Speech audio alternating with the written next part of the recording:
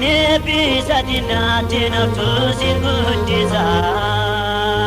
Bitam birkati anis balisa Abraham Amma dari lafati sinadim sisa Abraham Baditi sinadim siragura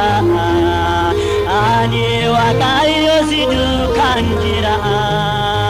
Baditi sinadim siragura Ani wakayo sidu kanjira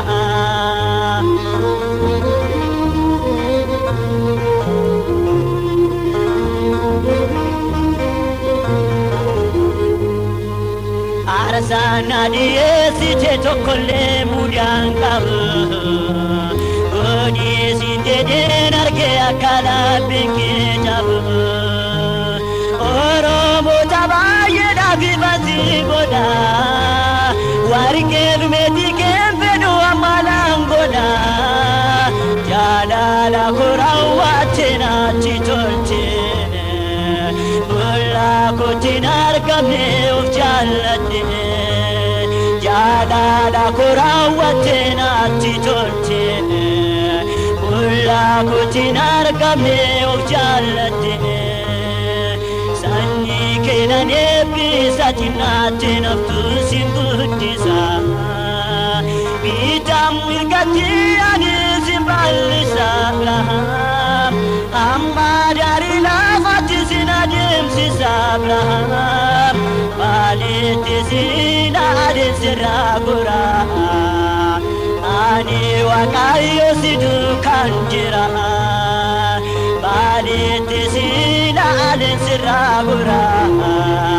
Ani wakayo sidu kanjira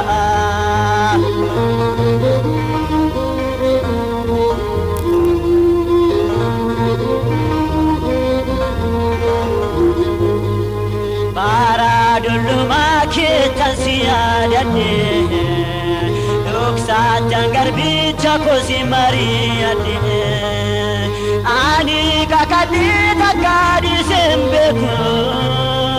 Singken najenis takadi dembeku Arka kuci maltu di be argama Yesu mana kuci surma Arka kuci maltu di be argama Yesu mana kuci surma Sandi kena nebisa jinate naftu singutisa Bidam dirgati anis balisa Abraham Amma dari lafati sinadim sisa Abraham Aditi sinadim siragura Ani wakayo sidu kanjira Aditi sinadim siragura Ani wakayo sidu kanjira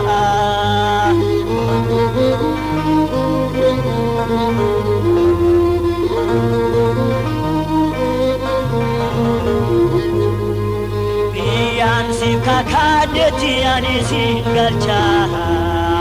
Sanyi kenan bayi sama kajiracha Alaf mana sitina na yenjira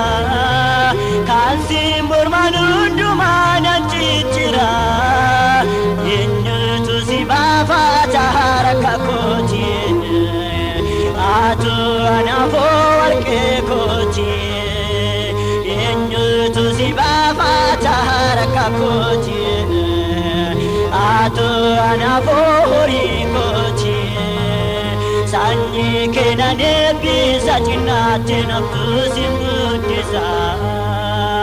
Bidam dirgati anis balisa Abraham Amma dari lafati sinadim sisa Abraham Baliti sinadim siragura Ani wakayo sidu kanjira Baliti sinadim siragura Ani wakayo sidu kanjira Maliti sinadim siragura Waaqayyo si duukaan jira.